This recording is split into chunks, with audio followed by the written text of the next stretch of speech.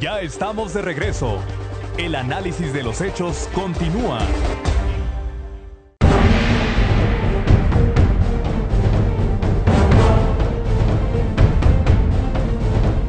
Muy buenos días, amigos de Análisis Político. En verdad es un gusto y un placer estar esta mañana con una voz que es erudita en la materia de seguridad, el doctor Edgardo Buscaglia, que entre otras muchas cosas y mucha parte de su currículum en la academia, es el presidente del Instituto de Acción Ciudadana y con una vasta experiencia como asesor de la ONU. Señor Buscaglia, un gusto que esté usted en esta charla en Análisis Político. Es un placer estar junto a ti y junto a la audiencia. Gracias. ¿Cómo ha sido su estancia en esta tierra? Una belleza. Las mujeres y los hombres de Durango te transmiten energía y esa energía después se refleja en lo que uno dice y en toda esta interacción, reuniones, comidas, conferencias. Un enorme placer. Usted es un hombre que precisamente en este sentido de energía busca ver hacia el futuro, hacia lo que viene, respuestas, investiga cómo solucionar la problemática. Lamentablemente nuestro país ha estado sumergido en una guerra literal con más de 50,000 muertos, con una brutalidad que nos ha llevado a toda esta sociedad. Hay una investigación en varios países, en 107 países, que arroja que el crimen organizado se dedica prácticamente a 23 delitos. De estos 23 delitos, 22 se practican en México. ¿Puede haber una barrera contundente y rápida para detener esta aborigen de delitos? Sí, claro. Yo no estoy trabajando en México con la ONU, por lo tanto puedo hablarle directamente, con claridad y sin mucha diplomacia, en cuanto a las medidas que debería estar tomando el gobierno federal y las entidades federativas mexicanas. En el Instituto de Acción Ciudadana, que es una organización en la cual nos dedicamos a monitorear a los estados y a rescatar víctimas de la delincuencia organizada y a llevarlas a otro país y darles refugio físico, psicológico, jurídico, lo que hacemos es tratar de entender cuáles son las condiciones sociales que fomentan la presencia de la delincuencia organizada. Bueno, la premisa principal es que el Estado está ausente. Está ausente ya sea por corrupción o está ausente porque no hay instituciones adecuadas que están generando justicia, salud, educación de manera adecuada. Ese es el caldo de cultivo de la delincuencia organizada, un ambiente donde el Estado está ausente por corrupción, acción u omisión. Después hay un tema en donde el Estado tiene que comenzar a generar una política multidimensional, salud, educación, desarrollo social, trabajo, seguridad pública, etcétera, que haga al hecho de que los ciudadanos están bajo riesgo muchas veces de tener que abastecerse de seguridad, de defensa de su vida y propiedad en grupos informales, grupos armados, grupos paramilitares, grupos criminales. Por lo tanto, el Estado debe neutralizar esos riesgos de salud, de educación, justicia, etcétera, hacerse presente con mayor efectividad. Y eso equivale obviamente a que el ejército tenga que generar un cordón sanitario para que los trabajadores sociales puedan trabajar, como en Colombia. Pero no quiere decir que el ejército por sí solo puede generar estas instituciones. Por lo tanto, la primera falla del gobierno federal ha sido depender demasiado en las Fuerzas Armadas, en la represión, sin construir o reconstruir instituciones adecuadas para que el ciudadano y la ciudadana divorciada del Estado no tengan que estar dependiendo de estos grupos criminales para poder comer, para poder vender sus cosechas y ese tipo de cosas. Precisamente, doctor, usted lo maneja en su artículo, la paradoja de la represión, en que entre más soldados, más policías, más fiscales estén en la calle, hay más corrupción, hay más delincuentes detrás, sí. Y esto ocasiona un círculo vicioso en la violencia. Mira, el problema es el siguiente. Tú tienes una población divorciada de todo tipo de beneficio a los cuales estamos acostumbrados a acceder, educación, justicia, desarrollo social. Eso se abastece en los países desarrollados sin ningún problema. En México no es así.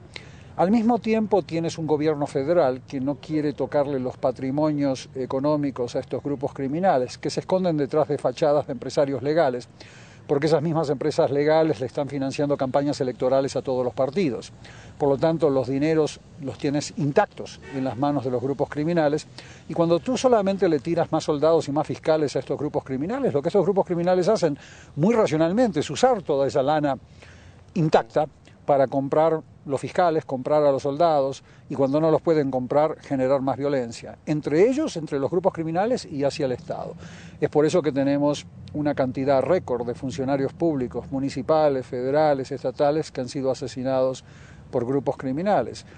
Y eso es parte de esta paradoja. Más soldados, más corrupción. Más policías, más violencia. Más soldados, más corrupción. Es un círculo vicioso que solamente lo rompes y lo transformas en un círculo virtuoso cuando comienzas a desmantelar la capacidad económica, logística, operativa de estos grupos criminales, que no está solamente en los bancos. Ese es un pedacito de la economía criminal. Precisamente existen reportes de inteligencia financiera de 68 países en donde ponen en evidencia que el 67% de los sectores han sido infiltrados por el dinero del crimen organizado. Entonces nos habla de un poder, de un control económico de estos grupos que van más allá de lo que muchos vemos, que son las balaceras, los enfrentamientos entre ellos y la policía. Tienen un control real de la economía y mucho dinero está invertido no solo en México, sino en el exterior, en más de 50 países. Tú lo dices muy bien, has hecho una investigación muy adecuada. Mira, tienes presencia de grupos criminales mexicanos en 53 países del mundo. Tienes a empresas mexicanas y extranjeras operando en México, abasteciendo de logística operativa a estos grupos criminales para que puedan transportar drogas, personas, armas, contrabando, piratería. Todo eso tiene que ser neutralizado. Estamos solamente concentrándonos en la punta del témpano, pequeñita. No nos estamos dando cuenta que hay todo un témpano enorme por debajo que todavía el gobierno federal ni las entidades federativas han abarcado. Y luego hay que aclararlo, todo no es responsabilidad del gobierno federal actual y el que vendrá. Hay una corresponsabilidad de las entidades federativas que no han abordado, lamentablemente. Durango es el caso y muchas otras entidades no han abordado esa responsabilidad. Y es muy importante que los gobernadores se pongan las pilas y establezcan, por ejemplo, unidades de investigación patrimonial inmediatamente para identificar a esos bienes físicos en la economía real, no es financiero, de eso se encargan los federales, físicos, fábricas, galpones de almacenamiento, tierras que están vinculadas a través de los registros de la propiedad, lo puedes identificar, a grupos criminales, y a la vez esas empresas financian campañas electorales. Ahora, los gobernadores tienen que comenzar a hacer eso al mismo tiempo. Ninguno lo puede hacer aislado por sí solo porque queda en desventaja. Todos los partidos tienen que ponerse de acuerdo que esto hay que realizarlo, y eso se llama un pacto político, pero con contenido, no es un pacto mediático de abracitos en el Palacio Nacional. El pacto debe ser puntual para implementar estas medidas que realmente ha dado resultado en 17 países del mundo. Inmediatamente cuando empezás a hacer esto, comienzan a bajar los índices de extorsión, fraude, secuestros, contrabando, piratería. No nos tenemos que fijar solamente en los homicidios. Sí, es el delito más serio, pero los homicidios pueden bajar a cero cuando un solo grupo criminal como Sinaloa se consolida en un territorio. Te bajan porque ya no hay más competencia, no se matan más. Pero eso no quiere decir que los grupos criminales no capturaron al Estado. Puedes tener el caso como en Rusia, donde te capturan al Estado ruso, hay una connivencia total entre el Estado y los grupos criminales, y los homicidios en Rusia han bajado muchísimo. Por lo tanto, tenemos que fijarnos en los otros tipos de delitos patrimoniales, los que le generan lana a los empresarios legales: contrabando, piratería, extorsión, fraude, secuestros en los niveles más bajos de los grupos criminales que te secuestran. Esos son los delitos que te bajan inmediatamente cuando le pegas a la logística operativa, flotillas de transporte, galpones de almacenamiento, fábricas de efedrina, cuando le pegas ahí. Y eso los estados lo pueden hacer mejor que el gobierno federal. El gobierno federal se puede dedicar a lo financiero a través de la unidad de inteligencia financiera, y los estados a través de la economía real y sus registros de la propiedad pueden pegarle como han hecho los países de mejor práctica, los 17 que te estoy diciendo.